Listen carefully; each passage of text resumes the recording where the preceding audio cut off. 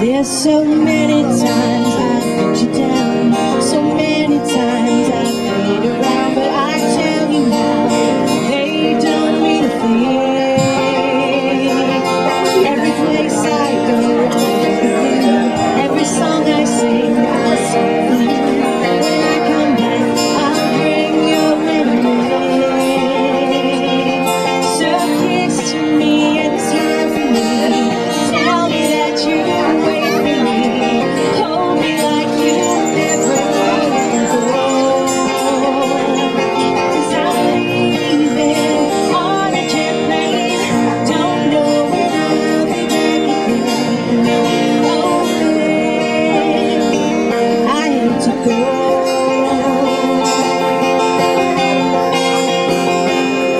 And now the time has come to leave you, and one more time I'll kiss you and close your eyes. I'll be on my way and dream about the place to come when I won't have to live alone. About the times I won't have to say, oh, tell me that you wait for me. Mary and Chris. Never let go. Oh, but I'm leaving on a jet plane. Don't know when I'll be back again. Oh, babe, I hate to go. Oh, but I'm leaving on a jet plane. Don't know when I'll be back. Oh, babe, I hate to go.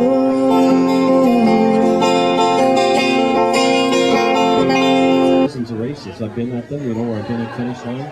I've run 60 marathons, and I've only seen one case of somebody overhydrated, but I've seen literally thousands of cases. And those of you that have heard about the horror story in Chicago a few weeks ago where they ran out of water and people didn't have enough, take your water bottle with you, okay? Run with water so that you've got water, you've got Gatorade, whatever you've been using in training, do the same thing.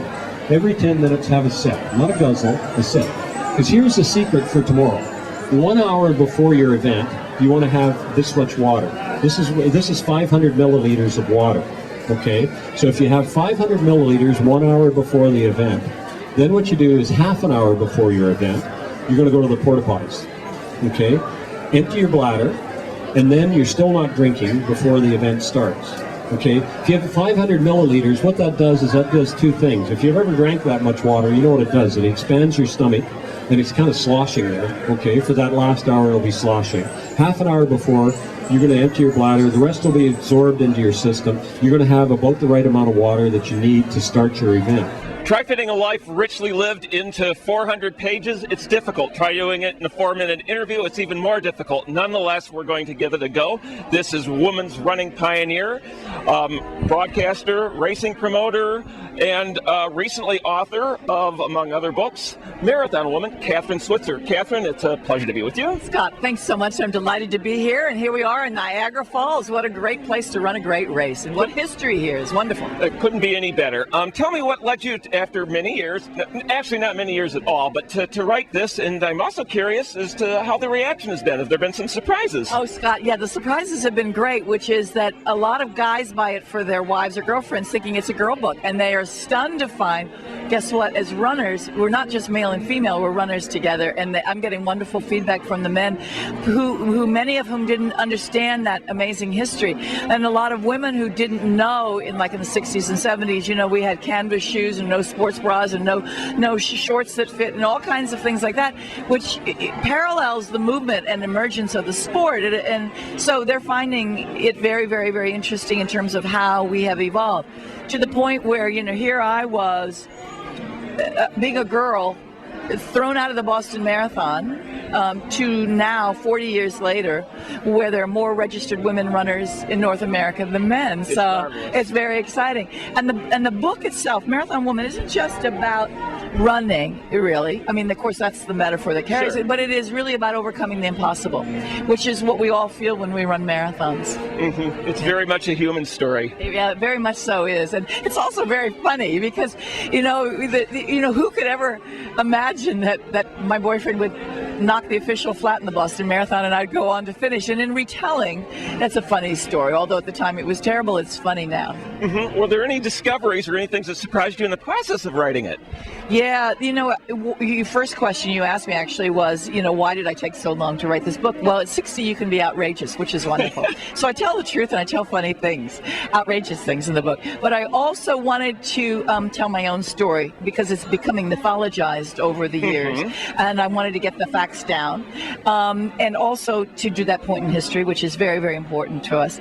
But the process of writing, interestingly enough, and you as a writer yourself might know this, is that the brain works and the memory works very much like it does when you train. So that at first it's hard and it doesn't come easily. But then when you get rolling, the training or the memory goes faster and faster and gets better and better. Of course. And it's interesting that muscles all over the body work that way. Of course. Yeah. Well, in some cases, the actualities are better than the myths. And in this case, we only go through 1984. There might be another book or a follow-up. I think so. I originally proposed this to my publisher as a 2-volume autobiography, and he says, "Oh my God!" He said, "Even Bill Clinton can do it in one." Like, is this thing? Yeah, there will be a sequel, and probably a little more outrageous. I was going to say, with a few more years and a few less inhibitions, I'll be a little more be 61 or 62.